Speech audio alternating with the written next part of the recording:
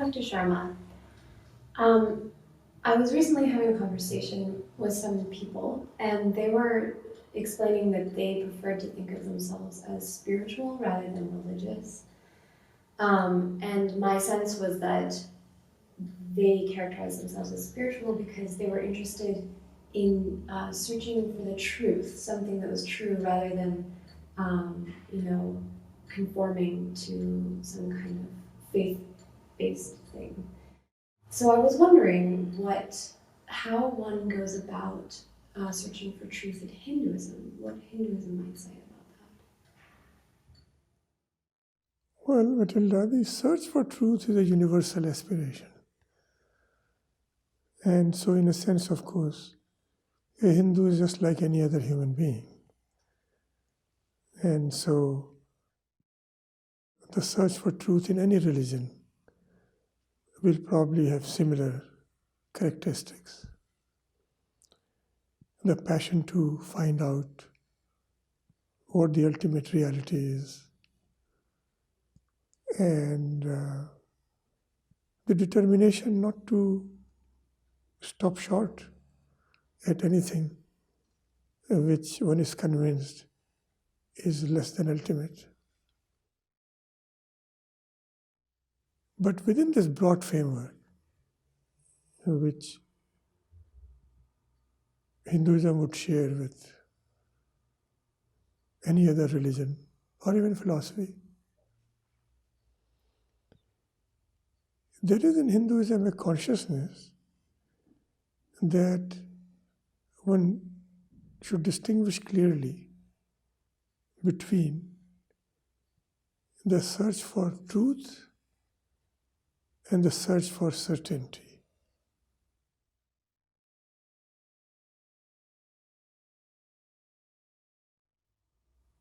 Both these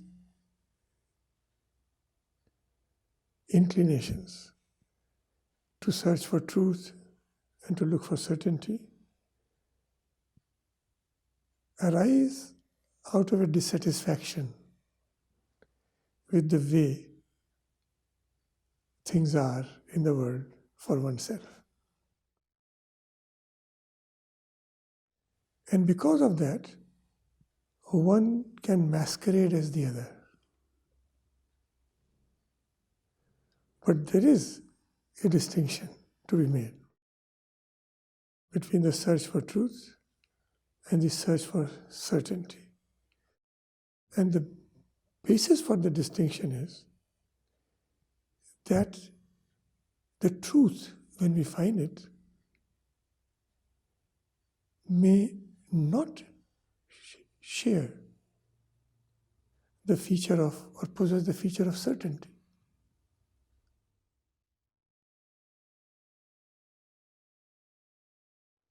This becomes clearest when we look at the Buddhist position, which has been described by one Buddhist savant in the following words. The absolute truth is that there is no absolute truth.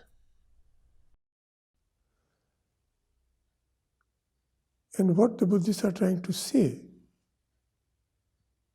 is precisely the point we are discussing, that you may assume that the absolute truth is something permanent. But Buddhist thought denies the existence of anything permanent, any permanent substratum, either within us or in the world. And that is the truth for it. And there is, of course, the additional point that if the urge to look for certainty is usually rooted in some kind of insecurity, that one does not have a grip on things, and if one had something certain to hang on to, then one would not be swept away by the change, by which one might feel overwhelmed. One can understand this as a psychological need, But this is not the kind of psychology which is most suited for the search for truth. Because we are looking for certainty and not for truth.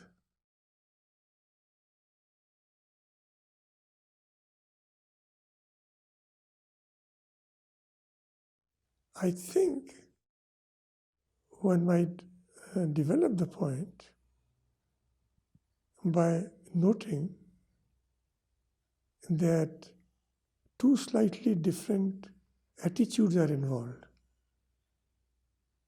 when we compare the search for truth with the search for certainty. In the case of certainty, we are looking for believing in something which is permanent. So the focus is on believing.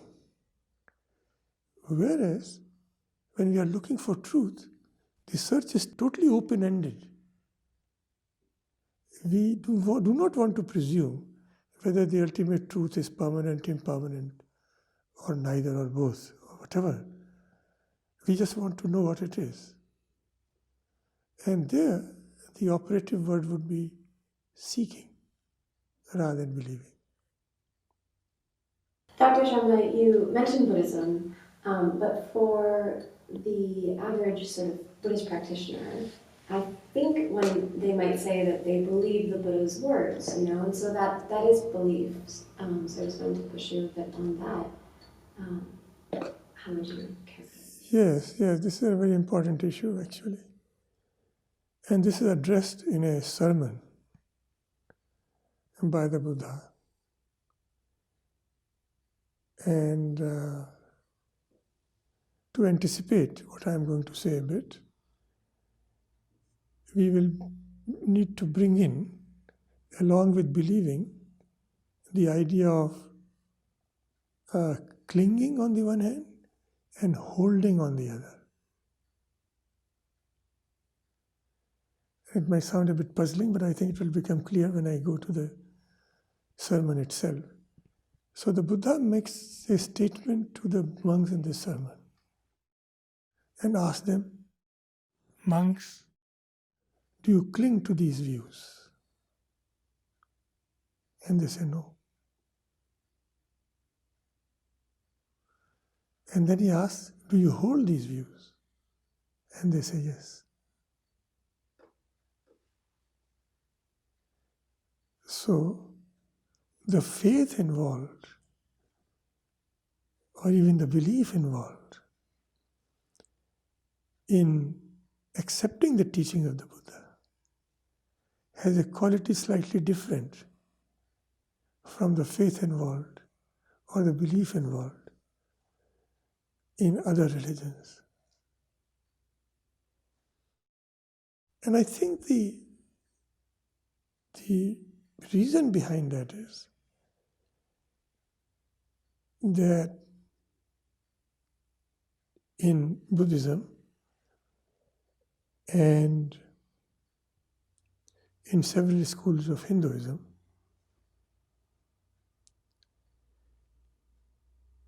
the attainment of the ultimate fruit of that system to which you have turned or which you have adopted in your search for truth or certainty, as the case may be,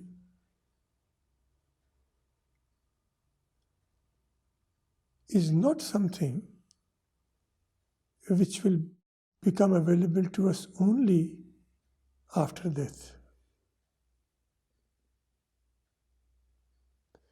So the nature of faith or belief in a religious tradition in which the results of the religious life are available in this life have a very different texture.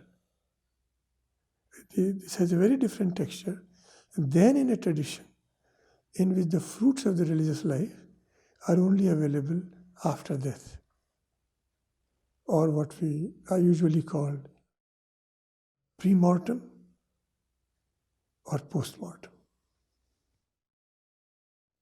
Now, what this does is that it makes accepting something on faith or belief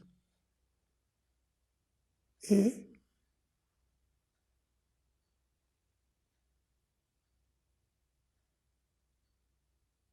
transitional or temporary matter. And let me try to explain why I would say that faith in these traditions, in which the result of the religious life is available in this very life, has to be described as faith pending realization. Whereas in those traditions in which the results are available after life or post-mortem, faith is something which leads to a realization after death. And so, faith in it cannot be, faith in whatever you are believing, cannot be temporary in that sense. I don't know whether the point has come through clearly. Let me take a secular example to make this point.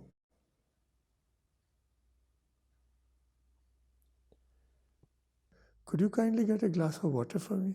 Oh, of course. Thanks.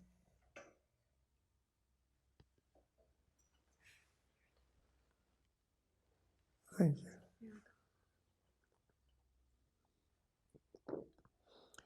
This will help me answer your question. Let us suppose I am having a drink from a glass of water, and you are a student of science. So you tell me, Dr. Sharma, do you think water is liquid? And I would say, obviously. What you might say, do you think that it is ultimately also liquid? And I would say, what do you mean? And you would say, we have just learnt in our science class that water is ultimately made of two gases. Now, I will be incredulous if I have not been a student of science myself. How could something which is so obviously liquid in front of my eyes and in my experience, it slakes my thirst, be ultimately gaseous? So I would be inclined to disbelieve you. Now you will say, but Dr. Sharma, you could have this realization that it is a gas, ultimately, made of two gases, on your own. There is a famous experiment conducted by Cavendish, famous British scientist.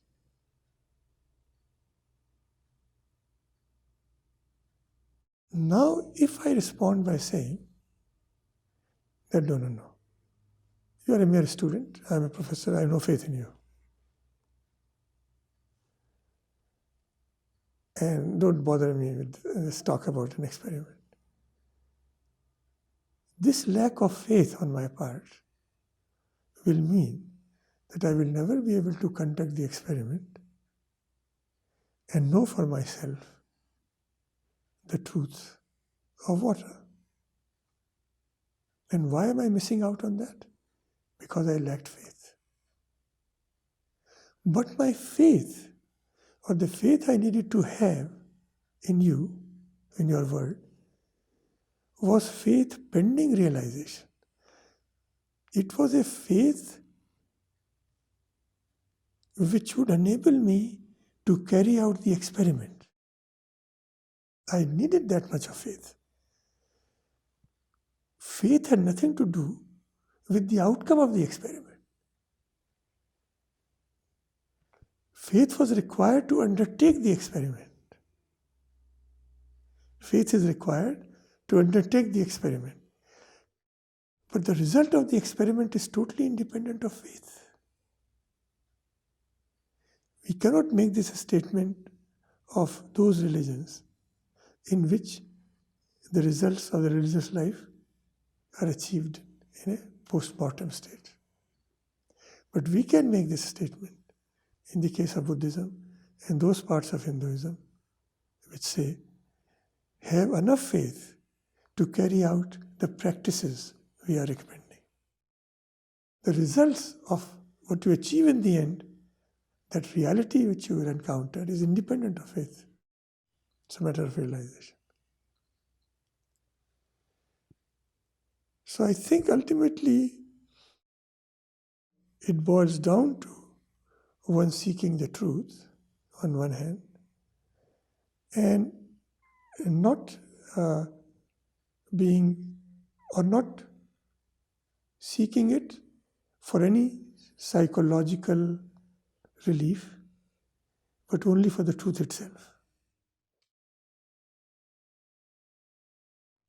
It also involves faith, but in Hinduism and parts of Hinduism and Buddhism, the ultimate encounter with the truth is independent of faith in it. And so that would be the search for, the seeking for truth, the search for truth rather than the search for certainty.